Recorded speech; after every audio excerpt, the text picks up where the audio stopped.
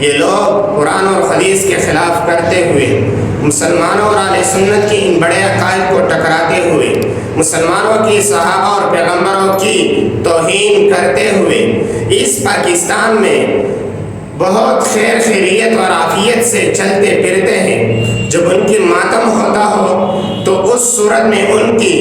اتنا بڑا سیکورٹی اور اتنا بڑا حفاظت کیا جاتا ہے کہ اسی طرح حفاظت کسی مسلمان کی مسجد کا، کسی مسلمان کی عیدگاہ کا، کسی مسلمان کی مسجد کا اس طرح حفاظت نہ پاکستان کی بنیاد سے اب تک ہوئی ہے اور نہ ہوئی ہوگی۔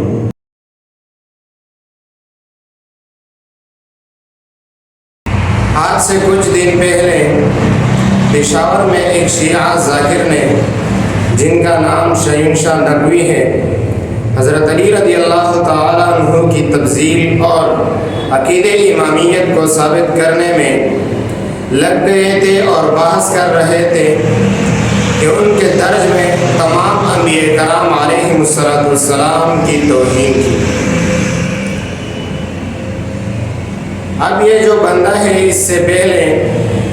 کچھ باتیں کرتے رہتے تھے، لیکن یہ بندہ اعتدال میں رہتے تھے، لیکن اب یہ بندہ چند دن پہلے اعتدال سے نکل کر صحابہ کی گستاخی کو چھوڑ کر تمام انبیاء کرام علیہم السلام کی ذات پر لگ گئے، تمام انبیاء کرام علیہم السلام کی توہین کر گئے۔ پہلے تو یہ بات سمجھ لینا چاہیے کہ وہ ایک ایسی جماعت کے ساتھ تعلق رکھتا ہے جو کہ یہودوں کے نقش قدم پر چلتے ہیں، جو کہ یہ جماعت یہودوں کی امداد پر چلتا ہے۔ یہ بندے جو شیعہ ذاکر کہلاتے ہیں، یہ بندے یہودوں کی تنخواہ پر اپنے گھرانوں کو چلاتے ہیں۔ یہ کوئی ایسی جماعت نہیں جو کوئی دین کا کام کرتا ہو، بلکہ یہ کوئی ایسی جماعت ہے جو مسلمانوں کے درمیان دراڑ پیدا کرتا ہے اور ہمیشہ کے لیے مسلمانوں کے صحابہ، مسلمانوں کے پیغمبر، مسلمانوں کے اوپر جو بات دین میں زیادہ سخت لگتا ہو وہ بات یہ لوگ لے کر اس پر بحث بھی کرتا ہے اور اس بات پر ڈٹ کر آپس میں آتے ہیں اور مباحث بھی کرتے ہیں اور اہل سنت والجماعت کو طعنے بھی دیتے ہیں۔ اب یہ ایک ایسی جماعت کے ساتھ تعلق رکھتا ہے جن کے بہت سے عقائد کفریہ ہیں اور اس عقائد کی وجہ سے علماء دیوبند نے اور اہل سنت والجماعت کے جتنے بھی علماء ہیں ان سب کے علماء نے ان پر کفر کا فتویٰ باندھ لیا ہے۔ ان عقائد میں سب سے پہلا عقیدہ ہے تحریف قرآن۔ یہ لوگ تحریف قرآن کے قائل ہیں، جیسا کہ ان کے بڑوں اور ان کے بڑے بڑے کتابوں نے لکھا ہے۔ وہ کہتے ہیں کہ حضرت بکر صدیق رضی اللہ تعالیٰ عنہ کی دور میں جب قرآن مجید کا نسخے جمع کیے جاتے تھے اور قرآن مجید کو جمع کیا گیا تو 10 پارے جو کہ حضرت علی رضی اللہ تعالیٰ عنہ کی فضیلت میں نازل ہوئی تھی ان کو ان لوگوں نے چھپایا ہے۔ یہ قرآن، لہٰذا یہ قرآن ان لوگوں کے ہاں یہ قرآن مکمل نہیں۔ نعوذ باللہ، یہ کفریہ عقیدہ ہے جو کہ قرآن کی بہت سی آیات کے خلاف ہے۔ اللہ جل جلالہ فرماتے ہیں کہ یہ قرآن ہم نے نازل کیا، وَإِنَّا لَهُ لَحَافِظُونَ، اور اس قرآن کا ہم خود ہی حفاظت کرتے ہیں۔ ساتھ میں دوسرا ان لوگوں کا عقیدہ ہے عقیدہ امامت۔ عقیدہ امامت کا معنی یہ ہے کہ ان کے ہاں جو 12 امام ہیں جو حضرت علی رضی اللہ تعالیٰ عنہ کی اولاد میں سے ہیں، اہل بیت میں سے ہیں، ان سب کے بارے میں ان لوگوں کا نظریہ یہ ہے کہ یہ حضرت محمد الرسول اللہ صلی اللہ علیہ وسلم کے علاوہ تمام انبیاء کرام علیہ السلام سے بہتر اور اولا و افضل ہیں۔ نعوذ باللہ، ان کا یہ نظریہ بھی کفریہ ہے۔ ان کے علاوہ بہت سی ایسی عقائد ہیں جو ان کی کفر پر دلالت کرتا ہے، لیکن ان کی کفر کا واضح دلیل یہ ہے کہ وہ یہودوں کے نظریے پر چلتے ہیں، یہودوں کے نقش قدم پر چلتے ہیں۔ جو یہود کہتے ہیں وہ یہ لوگ کرتے ہیں۔ یہودوں نے ایک سازش بنا دی کہ مسلمانوں کو کس طرح پست کیا جائے۔ تو وہ سازش اس جگہ پر روک دیا گیا کہ مسلمانوں کے دین سے انکار کرنا یہ کوئی چھوٹی بات نہیں، اور انکار کر بھی نہیں سکتے، کیونکہ بہت سی ممالک میں مسلمان اللہ جل جلالہ نے آباد کیے ہوئے، لیکن انہوں نے ایک بات چلائی یہودوں نے جو ان لوگوں کو سپرد کر دی، اور یہ ڈپٹی ان لوگوں کو کرنے دیا اور ان لوگوں نے بھی نبھا لیا۔ وہ ڈپٹی یہ ہے کہ جو دین کے واسطے ہے، مطلب نبی علیہ الصلوۃ والسلام کے منہ سے دین لے کر تمام امت مسلمہ کو پہچاننا ان صحابہ کا کام تھا، جو کہ صحابہ نے اپنے آپ کو بلغوا عنی ولو آیہ کا مصداق بنا کر دنیا کے کونے کونے میں حضرت محمد رسول اللہ صلی اللہ علیہ وسلم کے پیغام کو پہنچا دیا۔ لیکن ان لوگوں کو یہودوں نے یہ ڈپٹی دے دی کہ جن لوگوں نے مطلب دین کے سب سے بڑے مبلغین جو کہ صحابہ کرام رضوان اللہ تعالیٰ علیہم مجمعین ہیں، ان سب کو کافر قرار دیں۔ سب سے پہلے انہوں نے حضرت عمر، حضرت ابو بکر صدیق رضی اللہ تعالیٰ عنہما کو کافر قرار دے دیا، اور میدان میں آ کر مسلمانوں کو چیلنج کر دیا کہ کوئی ہے کہ ان دونوں صحابہ کی ایمان کو ثابت کرے۔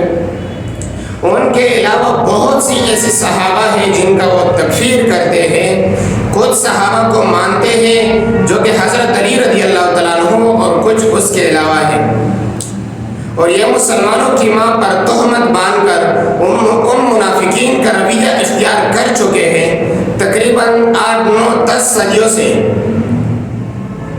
حضرت ام المؤمنین حضرت عائشہ رضی اللہ تعالیٰ عنہ کی شان میں اللہ جل جلالہ نے 1 یا 2 رکوع نازل کی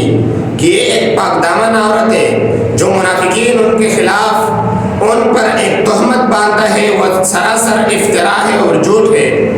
آج کے زمانے میں یہ لوگ اٹھ کر منافقین کو بات کو لے کر کہتے ہیں کہ حضرت عائشہ رضی اللہ تعالیٰ عنہ مسلمان ہی نہیں تھی، اگر مسلمان ہوتی تو وہ اتنی بڑی گناہ نہیں کرتی۔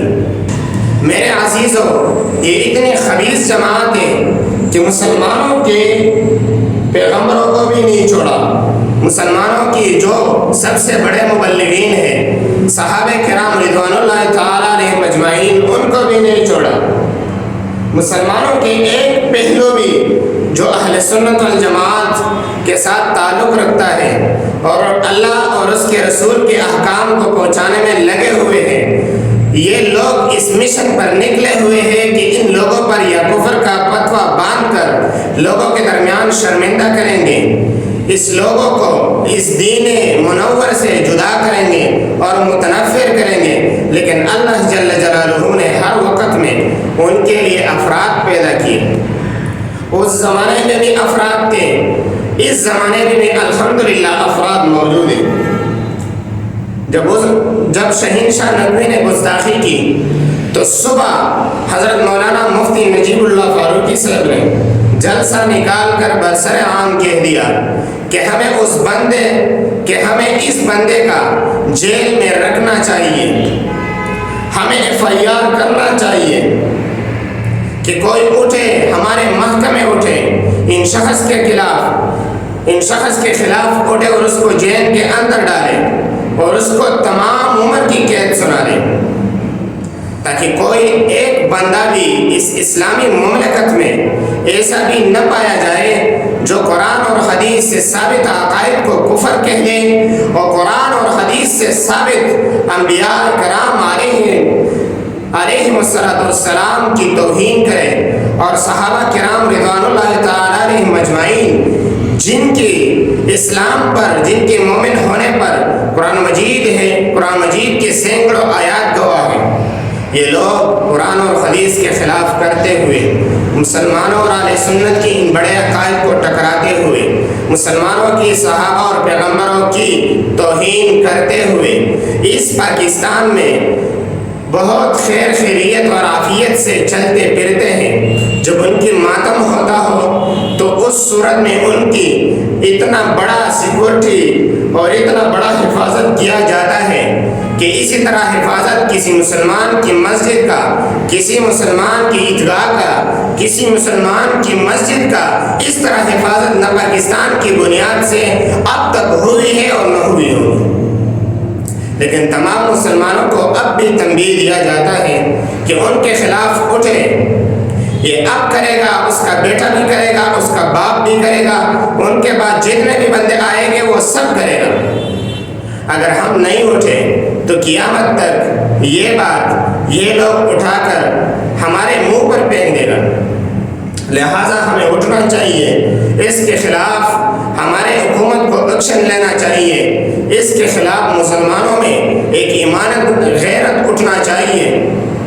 تاکہ ہم اپنے صحابہ، تاکہ ہم اپنے انبیاء کرام علیہ السلام کی توہین کی بدلہ لے لیں، کہ توہین جو اس نے کی ہے وہ ہم سے برداشت نہیں ہوتی۔ تو لہٰذا تمام مسلمانوں سے اور سیکورٹی اداروں سے، سرکاری اداروں سے ہمارا یہ عرض ہے، ہم ایک درخواست پیش کرتے ہیں کہ ان بات کا اگر انتقام نہیں لیا جائے تو قیامت تک جس وقت تک بھی یہ لوگ زندہ ہوگے اور اہل سنت اور جماعت کے لوگ بھی زندہ ہوگے، یہ عقیدہ ہمارے منہ پر حتی القیامت یہ پھینکے گا۔ تو اس عقیدے کا سد باب کرتے ہوئے ہمیں مسلمانوں میں بھی غیرت اٹھنا چاہیے اور ہماری سرکاری ادارے جتنے بھی ہیں ان کو ان کے خلاف ایکشن لینا چاہیے،